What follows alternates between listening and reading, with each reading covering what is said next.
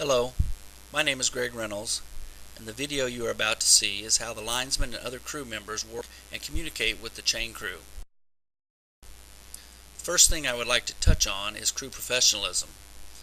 Professionalism begins once you make contact with the school, whether it's by email, phone, or regular mail, and it ends when you leave the game site.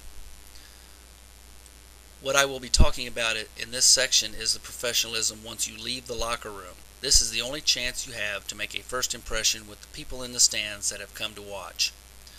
Whether you are working a Class 1 game with 200 people watching, or a Class 5 or 6 game with 4,000 to 5,000 people in the stands, you are being observed. The professionalism that you exhibit when you leave the locker room to walk to the field will be the first chance you have to make an impression on those people. While walking to the field, speak to those people that you know or speak to you, and be courteous but do not stop and talk. It is important that no bias can be perceived by your actions. You also need to make your way to the field so that your crew can begin to inspect the field and the line to gain equipment. If you shake hands or stop to speak with a coach, staff member, school administrator, or team trainer, always make sure you make yourself available to shake hands and or speak with the other team staff members. Field preparation is something that should never be taken for granted. To do this properly ensures the safety of all participants, including the officiating crew. This can possibly turn into a liability issue in the instance of an injury. If there are any problems with the field or field equipment, then the home school administrator should be notified. Items that can be fixed should be taken care of, and those that cannot will be played with as long as it's not a safety issue. However, be sure to write a special report so that the state administrator and school administrators respond to those concerns.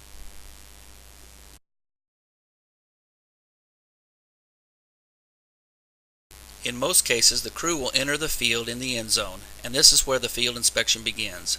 The crew breaks according to the mechanic's book and begins to walk the sideline that is opposite the side that they will eventually work on or walk captains out on.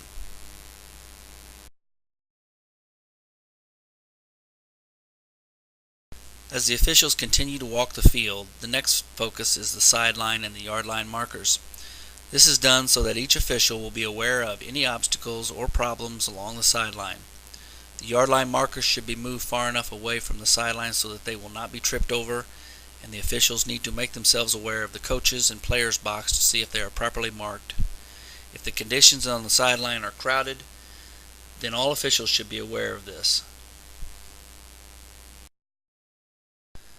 The end zone pylons will be checked to ensure that they are properly placed at the four corners of each end zone, marking the out-of-bounds lines, and 1 yard behind the back line to signify the inbounds mark.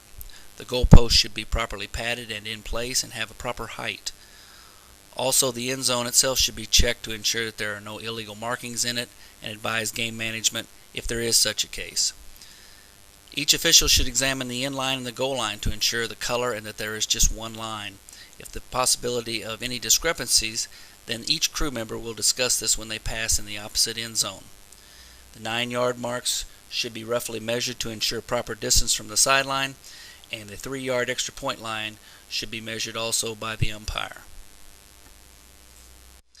As the officials continue down the sideline, there is usually plenty of time to stop and observe teams warming up. Observe players for proper equipment and uniform adornments. If any illegal equipment is observed or illegal equipment improperly worn, the head coach should be notified. This is preventative officiating if we can catch it before the game starts. Illegal or improperly worn legal equipment is a safety risk and becomes a liability issue that we can eliminate if we catch it before the game. This extends to many of the duties of walking the field. Providing the equipment is out and on the sideline, it is at this time that any of the officials can inspect the chain equipment for functionality.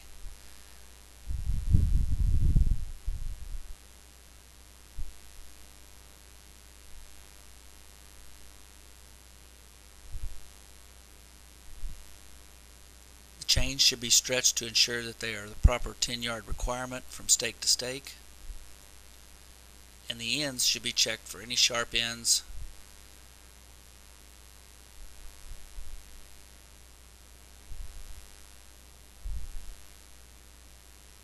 the chain should be inspected to ensure that it is properly attached to the stakes and that there are no kinks in the chain at any point.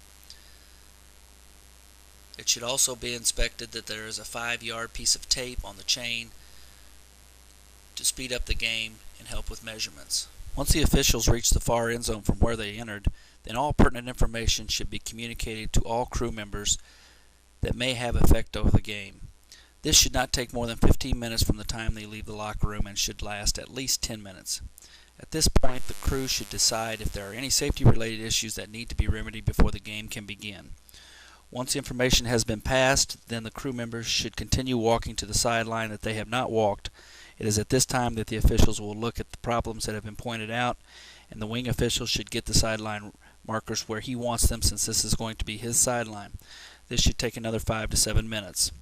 The sideline officials will end on the sideline they remain on to begin the coin toss procedures.